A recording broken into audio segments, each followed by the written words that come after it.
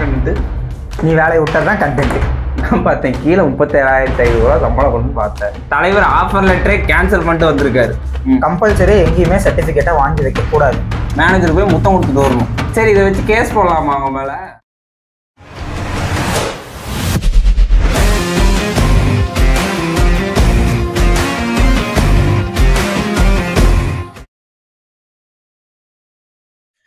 பாதி வீடியோலயே போயிட்டியே, மீதி கண்டினியூ பண்ணு. யாரும் வரமாட்டாங்க, பிடிக்க மாட்டாங்க, நாளா வரமாட்டாங்க. அது சொல்லிட்டேன், மீதி தெரிஞ்சுக்கிட்டா என் ஃப்ரெண்டும் கொஞ்சம் சொல்றதுக்கு ஈஸியா இருக்கும். ஸோ ஆடியன்ஸுக்கு தெரிஞ்சுப்பாங்க. உங்களை மாதிரி மனுஷன்லாம் இருக்கனாலதான் கொஞ்சமாச்சும் மழை பெய்யுது. சரி, இப்ப அடுத்து என்ன பேசணும்னா work hours and over time. ஒரு நாளைக்கு எவ்வளவு, ஒரு வாரத்துக்கு எவ்வளவு ஒர்க் பண்ற உங்க கம்பெனில? ஒரு வாரத்துக்குன்னா தெரியல, ஒரு நாளைக்கு 8 மணி நேரம். 8 மணி நேரம். 6 நாள் வேலை செய்வியா? 48 மணி நேரம். இல்ல, புதுசா பாலிசி வேற கொண்டு வந்திருக்காங்க. Saturday Sunday leave. 5 நாள் தான். 5 நாள் தான். 40 மணி நேரம் தான். ஆமா, கொடுத்து வச்ச கம்பெனிக்காரன் தண்ணிலாம் இறங்கி பார்த்தாதான் தெரியும். சரிப்பா. ஆக்சுவலி என்னன்னா, ஃபேக்டரிஸ் ஆக்ட் படி ஒரு கம்பெனில ஒரு எம்ப்ளாயி 1 வீக்குக்கு 48 ஹவர்ஸ் தான் ஒர்க் பண்ணணும். அவ்வளவுதான் மேண்டேட்ரி. அதுக்கப்புறம் பண்றது எல்லாமே ஓவர் டைம் கணக்குல தான் வரும், தெரிஞ்சுக்கோங்க. ஓவர் டைம் வருது அப்படின்னா நீங்க அதுக்கு பர் ஹாருக்கு எவ்வளோன்னு சொல்லிட்டு நீங்க எக்ஸ்ட்ரா வந்து பே வாங்கிக்கலாம். நீ முதல்ல என் முன்னாடி வந்து இப்படி கேக்குறதே தப்பு. உனாரு என்னன்னு தெரியாம பேசக்கூடாது. இதுதான் அடுத்த பாயிண்ட். அடுத்து சேலரி டிடக்ஷன். சேலரி டிடக்ஷன் தான் நம்ம ஃபர்ஸ்ட் வீடியோலயே பேசியிருப்போம். ஒரு மந்த் சேலரில இருந்து 50% தான் மேக்ஸிமம் வந்து டிடக்ட் பண்ணுவோம். ஃபர்ஸ்ட் வீடியோ பார்க்கணும்னா மேல கார்டு கொடுக்குறேன், செக் பண்ணிக்கோங்க. நெக்ஸ்ட் என்னன்னா, ஒரு எம்ப்ளாயர் வந்து ஒரு ஒர்க்கரோட சேலரி அக்கௌண்ட்ல இருந்து ஒன்லி எதுக்கு அமௌண்ட் பிடிக்கணும் பாத்தீங்கன்னா டாக்ஸ், பிஎஃப் அண்ட் ப்ரூவன் டேமேஜஸ்க்கு மட்டும்தான் வந்து டிடக்ட் பண்ண முடியும். சந்தோஷம் தானே?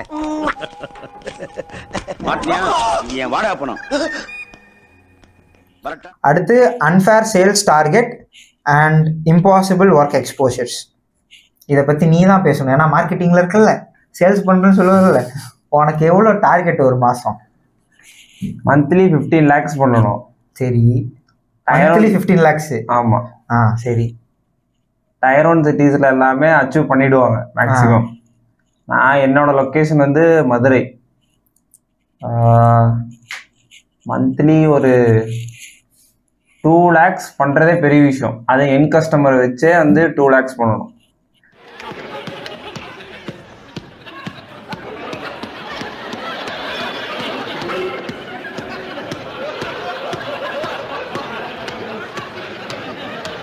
மேனேஜர் காலைல ஃபோன் பண்ணி, என்னப்பா 15 லட்சம் பண்ணலையா, எப்படிப்பா தூங்குற அப்படின்னு ஒரு வார்த்தை கேட்டேன்.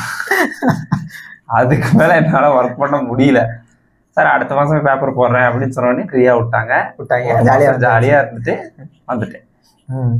ஆக்சுவலி இண்டஸ்ட்ரியல் டிஸ்பியூட் ஆக்ட் படி ஒரு இம்பாசிபிள் டார்கெட்டை வந்து ஒரு எம்ப்ளாயி மேல அவங்க வந்து திணிக்க கூடாது. இது தப்பு அப்படின்னு எல்லா கார்பரேட் கம்பெனிலும் தான் கொடுக்கணும். இந்த கேஸை கொடுக்கலாம், தப்பு இல்லை. கொடுத்தா சம்பளம் தர மாட்டாங்க. Next mental harassment. இப்ப நீ டார்கெட்டை முடிக்கல, உன் மேனேஜர் என்ன கேட்பான்?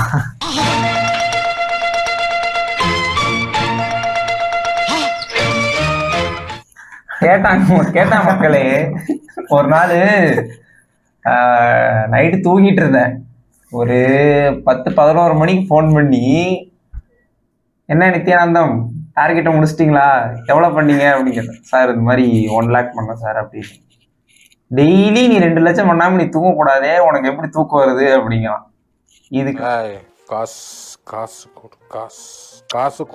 இதுக்கு நான் என்ன பதில் சொல்லட்டும்? இப்ப நான் தூங்குறதா வேணாமா? மென்டல் ஹராஸ்மெண்ட்ல தான் வருது. இந்த மாதிரி தகாத வார்த்தைகளை பேசுறது ரொம்ப ஃபர்ஸ்ட். இதுலயும் கேஸ் போடலாமா? இது நீ 2 செக்ஷன்ல கேஸ் போடலாம். ஐபிசிலயும் போடலாம். அடுத்து வந்து மென்டல் ஹெல்த் கேர் ஆக்ட் 2017 படியும் கேஸ் போடலாம். இப்ப நீ சொன்னது எல்லாமே அந்த பேங்க் ஆஃபர் லெட்டர்ல இருந்ததா?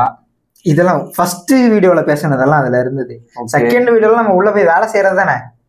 நான் உள்ள போவே இல்லையே, போயிருந்தாதான் வந்துருப்பேனே.